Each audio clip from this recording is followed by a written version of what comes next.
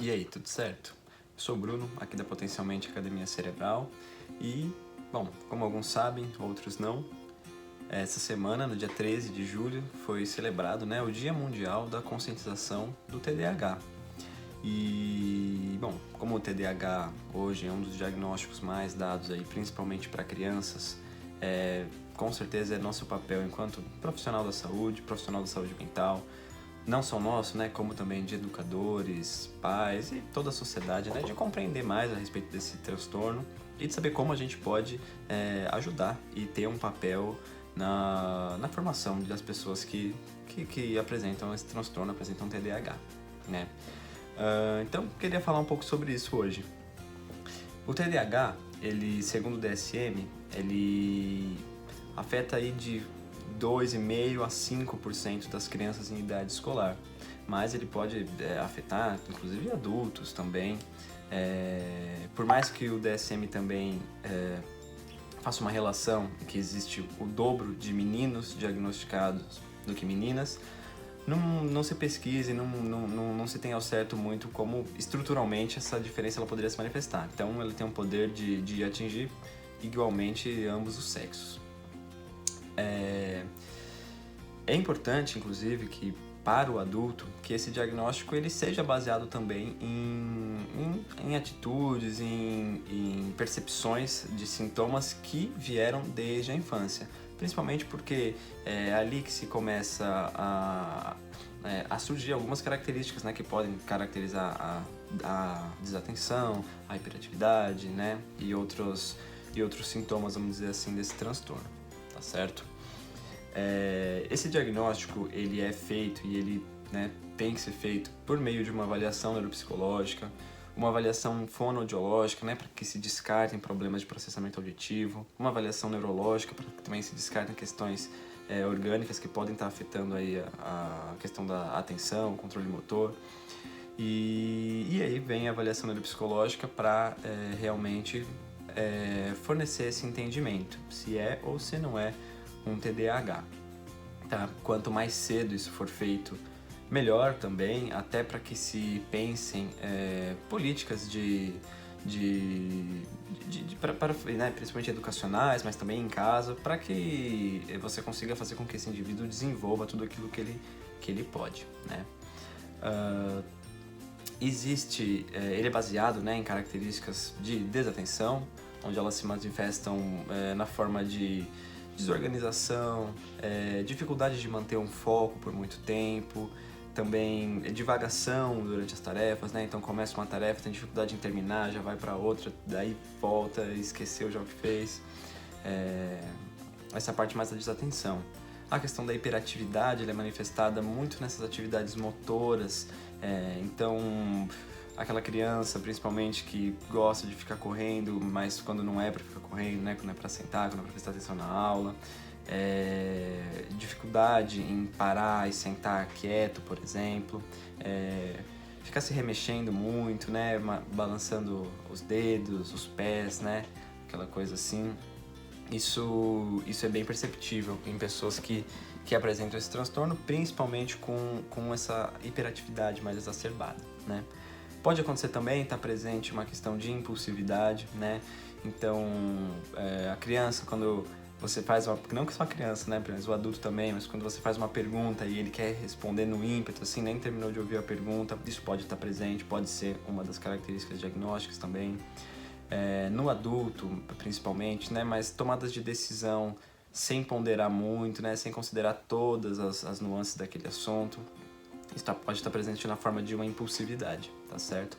Claro que existem muitos critérios diagnósticos que precisam ser preenchidos e por isso a importância de uma avaliação feita, uma avaliação multidisciplinar, neuropsicológica, fonoaudiológica, neurológica, tá? Onde durante todo esse processo vão se colher esses dados para que se chegue ou não ao diagnóstico, A gente tem que questionar aqueles diagnósticos de meia hora, de meia hora quando muito, Senão quando não é de 10 minutos de conversa. Principalmente quando acompanha uma receitinha de tarja preta. Existem essas características e é comum que se encontre prevalências de uma ou de outra, Então, todas elas estão associadas de alguma forma em um dado nível, tá? mas pode ser que você encontre aquela pessoa que é mais desatenta, né? Então ela não tem tantos problemas de controle motor, de controlar essa hiperatividade, mas é aquela pessoa que tem uma dificuldade de manter a atenção, sustentar a atenção por muito tempo, né? É importante dizer também que essas características de desatenção, elas podem fazer com que esse indivíduo ele tenha um desempenho principalmente escolar, mas nas tarefas abaixo do esperado, mas que elas nem sempre, e na maioria das vezes, não está associada com nível de inteligência, muito pelo contrário. As pessoas com TDAH, elas são e podem ser extremamente inteligentes, mas essas características aí que afetam um pouquinho essa capacidade de atenção, elas podem desempenhar um papel em prejudicar um pouquinho nesse sentido, tá?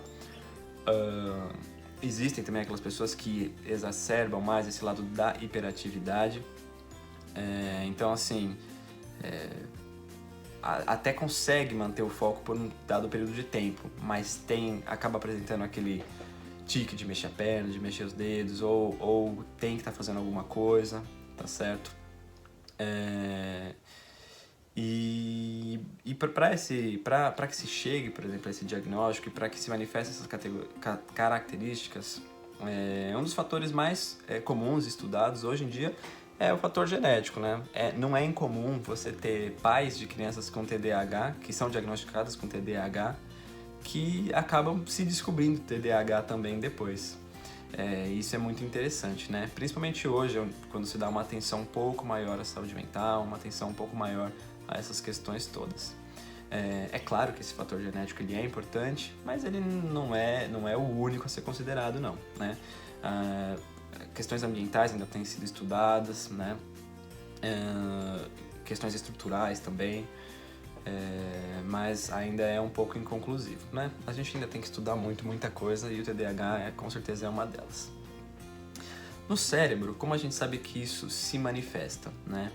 Alguns estudos têm sido publicados estudando por meio de ressonância magnética e eles têm encontrado algumas alteraçõezinhas, né? Uma diminuição, deixa eu mostrar aqui, principalmente nessa região do córtex pré-frontal, também uma diminuição do tamanho dessa região dos núcleos da base, né? Então, o núcleo caudado, o putamen, que são regiões que fazem conexões muito fortes entre uma e outra. As duas têm papel muito importante, né? Na tomada de decisão, principalmente o córtex pré-frontal, modulação de movimentos em geral, né? Com os núcleos da base. E por mais que isso seja ainda recente, tem se teorizado a respeito disso e parece um futuro de pesquisa bem interessante. Além disso, algumas coisas mais funcionais são estudadas, né? Estudam muito o papel da dopamina nesse transtorno também. A dopamina é um neurotransmissor muito importante para modular a nossa atividade cerebral. E a dificuldade de estudar o papel da dopamina no TDAH é justamente essa generalidade. A dopamina está presente em muita coisa e não se sabe exatamente que papel específico ela teria nisso, né? Mas muitos medicamentos, inclusive eles atuam diretamente, por exemplo, no transportador de dopamina para tentar equilibrar a atividade desse neurotransmissor e fornecer essa capacidade de regulação, tanto da hiperatividade quanto da desatenção, né?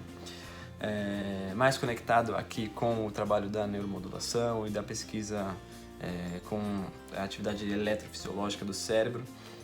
Muito se estuda e muito se publica a partir de estudos de eletroencefalografia, indicando, por exemplo, uma lentificação um pouco maior na velocidade do EEG de pessoas, principalmente crianças com TDAH.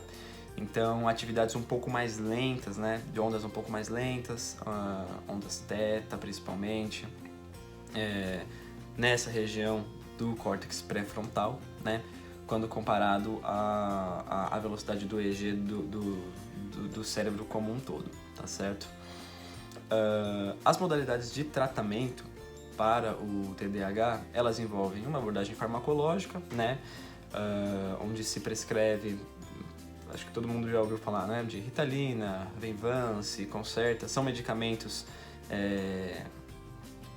anfetamínicos, né? São à base de anfetaminas. A Ritalina e o Concerta usam metilfenidato, o Venvance usa uma outra classe de anfetamina, mas todas elas vão trabalhar justamente naquele transportador de dopamina que eu comentei, tá? Para que se consiga, né, fazer com que o indivíduo se autorregule.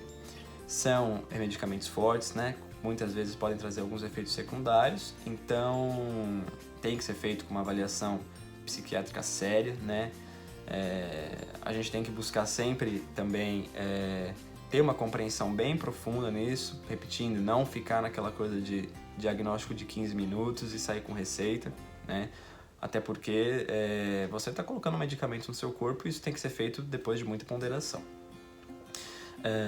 Dentro da psicoterapia, a gente sabe, né, que o TDAH ele é muito associado à terapia cognitivo-comportamental e ela realmente é padrão ouro de intervenção nesses casos, né? Muito pode ser feito pelo indivíduo com TDAH a partir de estratégias comportamentais, né? Manejo de ansiedade, expectativa. E além disso, né, a gente tem também abordagens dentro da neuromodulação, o neurofeedback, que é recomendado aí como primeira intervenção no caso de crianças com TDAH pela Associação Americana de Pediatria, né? Existem diversos estudos aí atestando um alto nível de eficiência e efetividade de alguns protocolos de neurofeedback para o tratamento do TDAH, tanto a questão da desatenção quanto de hiperatividade. Acho que os primeiros estudos saíram ainda na década de 70 e muito tem se pesquisado, né? Fazendo associações com tratamento com metilfenidato, com Ritalina, por exemplo, com o TCC, né? Fazendo comparações entre essas modalidades e vendo que a neuromodulação, o neurofeedback, ele tem um papel aí muito importante para que se trate esses sintomas, para que se trate o TDAH.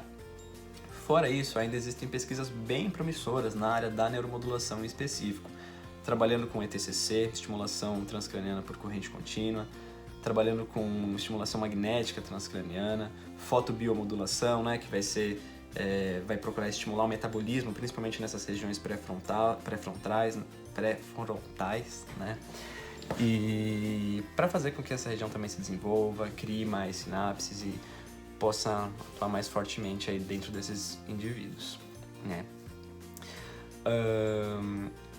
Acredito que a gente, né, repetindo, é o papel de cada um de nós, principalmente de educadores e profissionais da saúde mental, fornecer as condições para que os indivíduos com TDAH, né, crianças principalmente, né, mas adultos também, possam desenvolver todas essas potencialidades.